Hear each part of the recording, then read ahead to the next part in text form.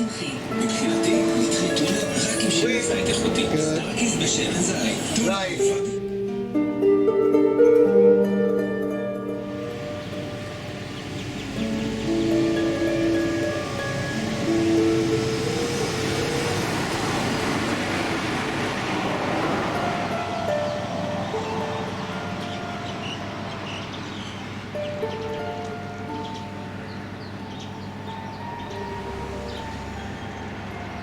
Caesarea was founded between 22 and 10 BCE by Herod the Great.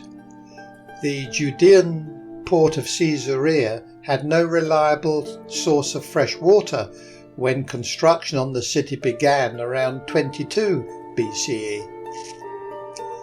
King Herod commissioned a raised aqueduct to deliver water from the springs near Shuni, 16 kilometers northeast of Caesarea Maritima. Today, the most impressive part of the Herodian aqueduct, known as the High-Level Aqueduct 1, can be seen on the beach of Caesarea, north of the ancient city. When Hadrian visited Caesarea in 130 CE on his grand tour of the eastern part of the Roman Empire, the growth of the city required additional water. Hadrian then commissioned extensive repairs and a new aqueduct to be built. This new section, known as the High-Level Aqueduct 2, was added to the right of the first canal and doubled its capacity. These twin parallel aqueducts continued to supply water for 1,200 years. Hadrian's improvement on the work of Herod can be seen on the beach portion of the high-level aqueduct. The low-level aqueduct is the largest aqueduct in Israel. It is about 5 kilometers long and 1.4 meters wide and is roofed by round barrel vault. It remained in operation until the end of the Byzantium period of the 7th century CE.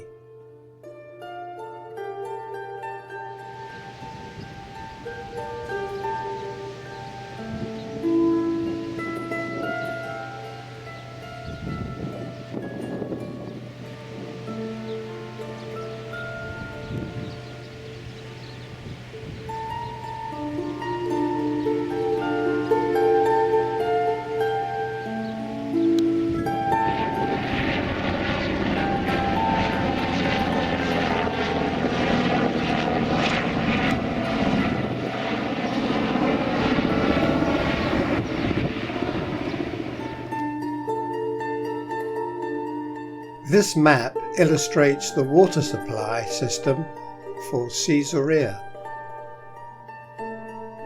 On the left shows 2 aqueducts servicing the city.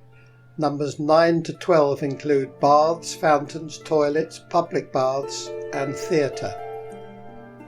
Number 3 depicts Shumi Springs, and number 1 shows Sob Arim Spring.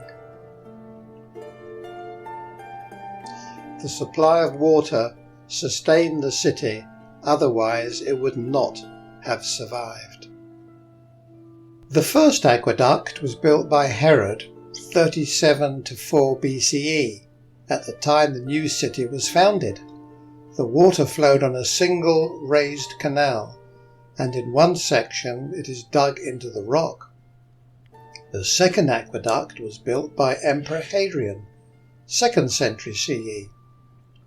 This section, with a tunnel of about 6 kilometers long, was tapped into the older aqueduct and doubled its capacity. This new source of water was added to the right of the first canal, and the aqueduct was thus doubled in width. After that time, the aqueduct became beyond repair.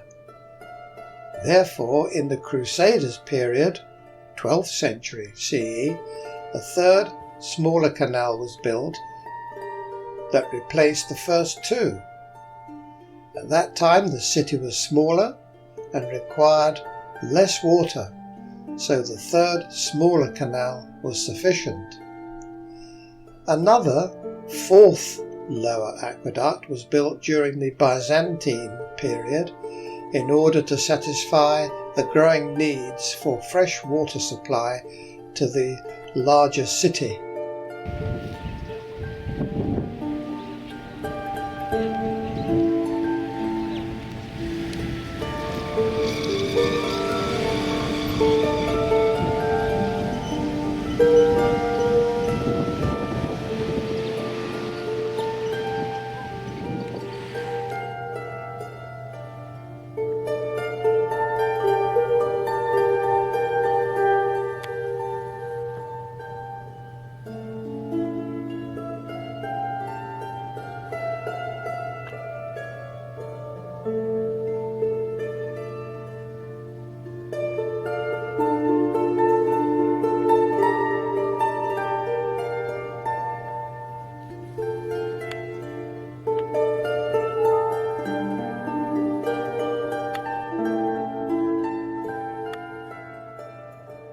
On the site of what was once a Phoenician town, Strato's Tower, King Herod, 37 to 4 BCE, built a resplendent city and named it Caesarea in honour of his patron Augustus Caesar.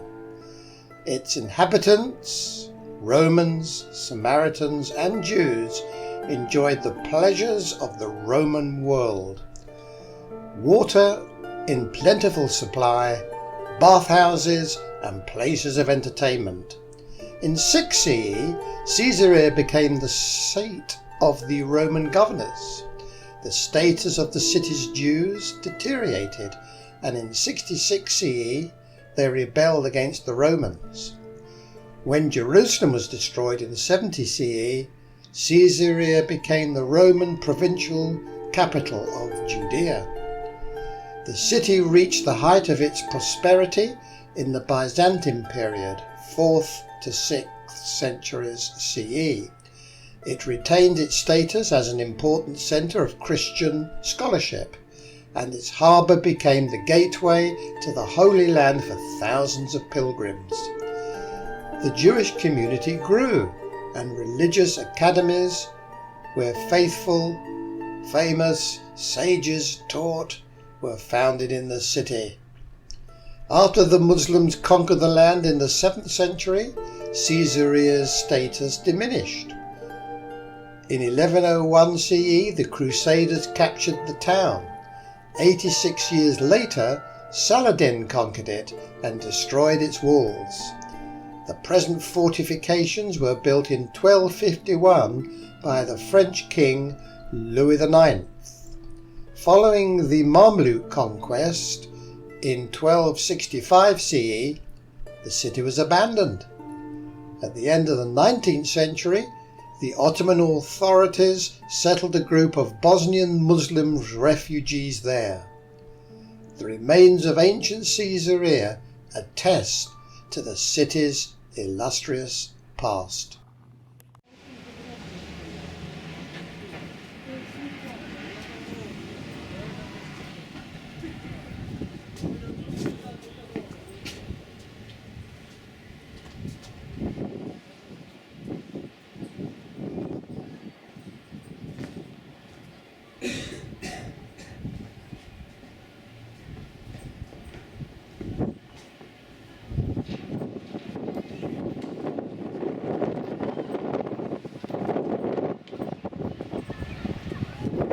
Caesarea City Harbour.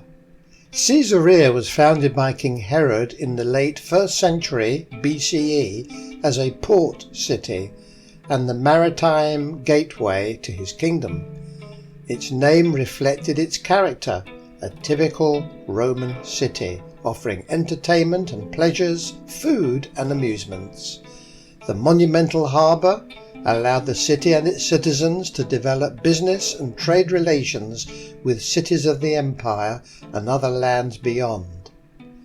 In the 4th and 5th centuries CE, with Christianity now the official religion, Caesarea was at its height. Communities developed alongside the important Christian centre in the heart of the city. From the 12th century, Caesarea passed from hand to hand, Muslims and Crusades, until its conquest and destruction by the Mamluk Sultan Baybars in 1265. Its ruins provided building material for later settlements. Caesarea City Harbour.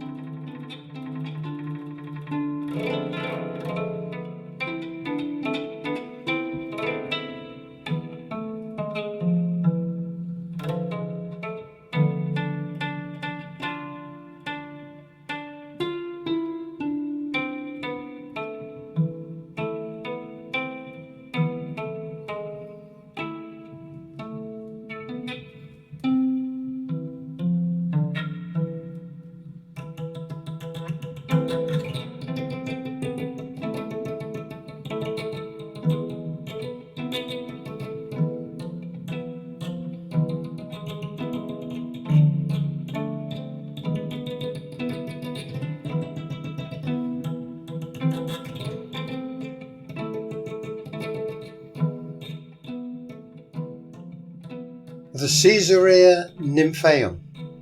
The Nymphaeum was the public fountain that stood in the centre of ancient Caesarea as one of the city's main monuments, and was situated at the intersection where the city's main street meets the Herodian port. The Nymphaeum had a decorative function, providing drinking water, and was also a place where the residents of Caesarea and its visitors could congregate. The structure consists of a monumental wall. Marble statues are incorporated in its facade, and a pool and fountains are located at the foot of it. In the Herodian period, the Nymphaeum was integrated into the northwestern corner of the temple's bema, a large and magnificently built platform upon which the main temple stood in the Roman period and the Byzantium church afterwards. The pool went out of use in the Byzantium period and was replaced by another building, and a paved road was constructed in front of it.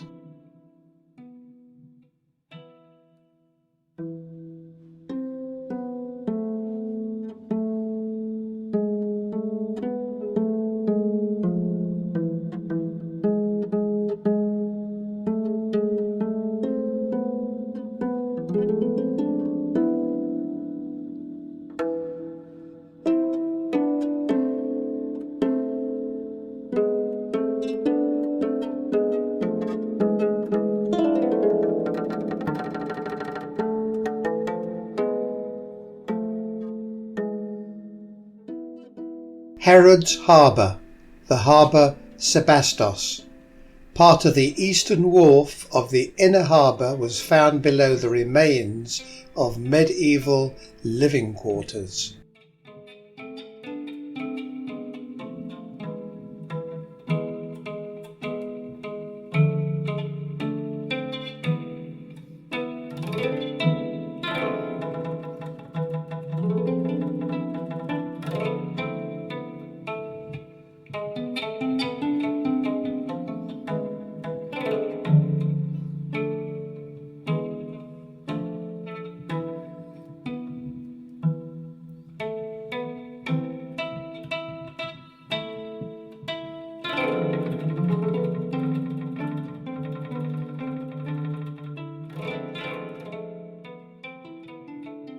This cornice was part of the roofing system, entablature of a monumental building. It was adorned on both sides with geometric and floral motifs using the Corinthian order, the prevailing artistic style in Asia Minor in the 2nd to 4th century CE. The cornice was adorned with a dedicatory inscription, most probably to a woman named Cleopatra, who together with her son or daughter was a member of the local aristocratic family that dedicated the building to the colony of Caesarea. A sarcophagus, adorned with garlands, whose carving was not complete. The broken part at its upper end indicates that the sarcophagus had been looted in antiquity.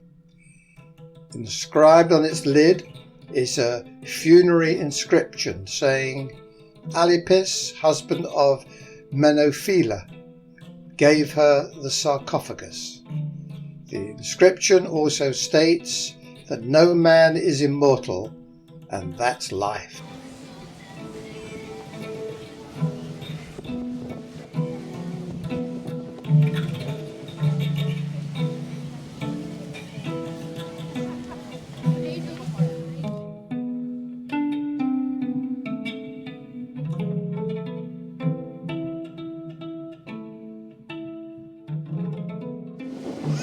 Sarcophagus adorned with rosettes. Very large sarcophagus, simply decorated. It has a gabled lid with two trapezoidal or triangular handles producing at both ends, adorned with rosettes in relief.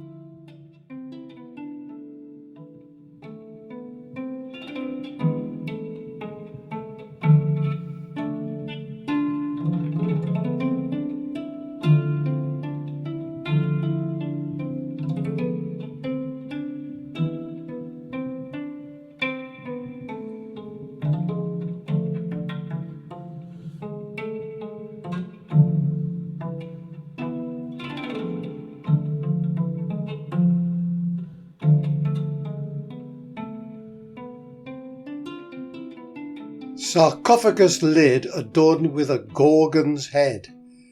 This sarcophagus lid is decorated at both ends by mythological gorgon heads in relief.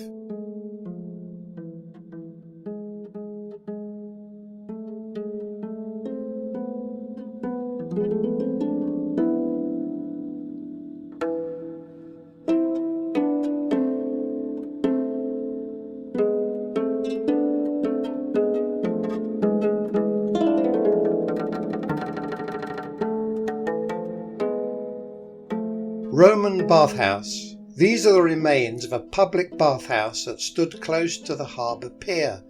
It was a service provided for seafarers, along with port facilities like trading posts, repairs, storage and maintenance.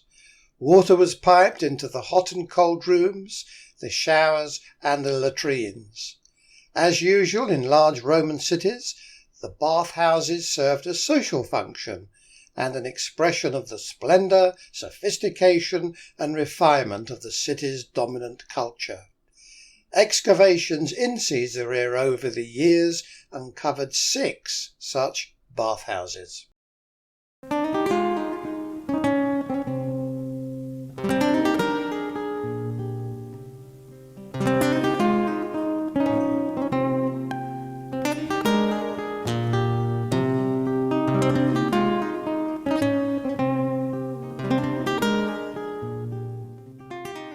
The heart of Caesarea. For seafarers entering the harbour of Caesarea, their first encounter with the vibrant city was the splendid temple dedicated to Caesar Augustus and the goddess Roma, soaring above a massive platform supported by impressive vaults. Over time, the platform continued to serve the city's main religious buildings, a Byzantium church and later a Crusader one.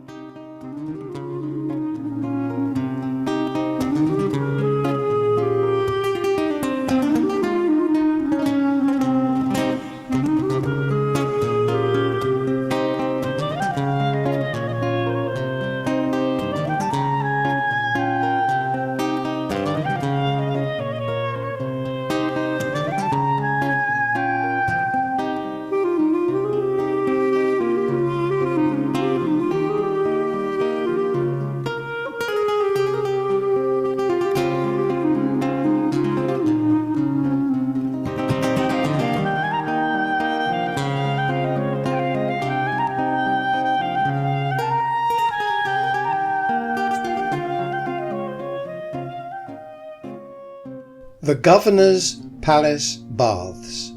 This bathhouse is the only important remain of the private wing of the Byzantine Governor's Palace, almost entirely destroyed by the construction of the medieval fortifications.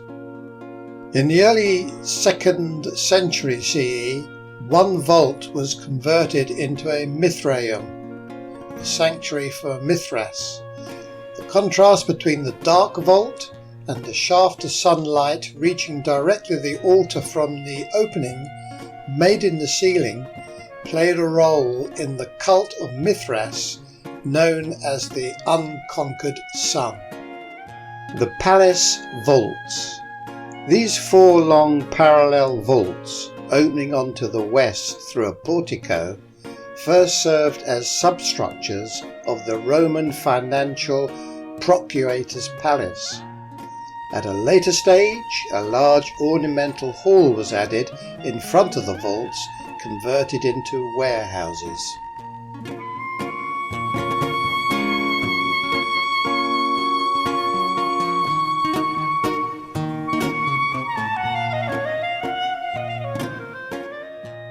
King Herod's Hippodrome.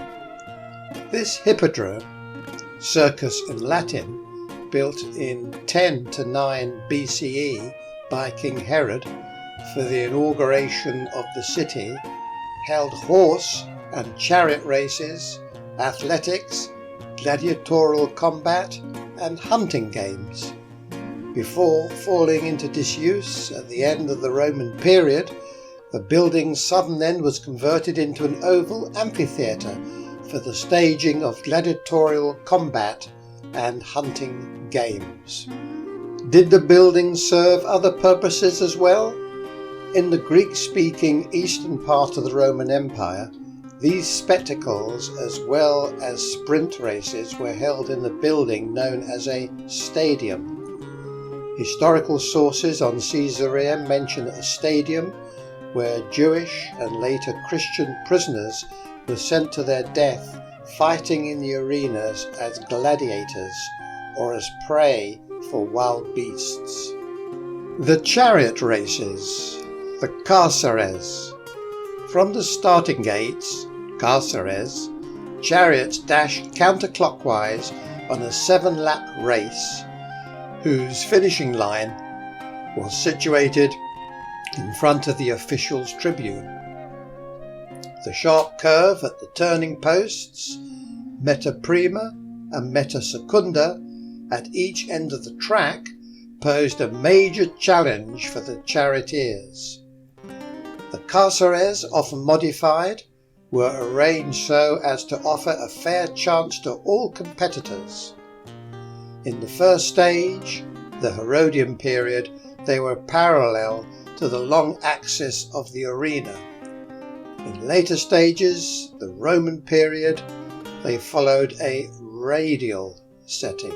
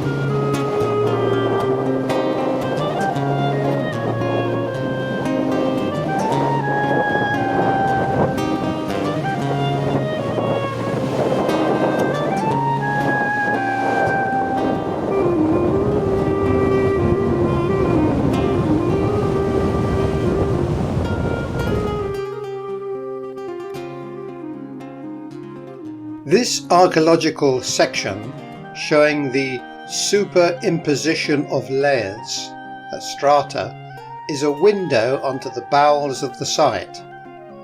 Stratigraphic analysis leads to understanding building and destruction processes and helps reconstructing the site's history.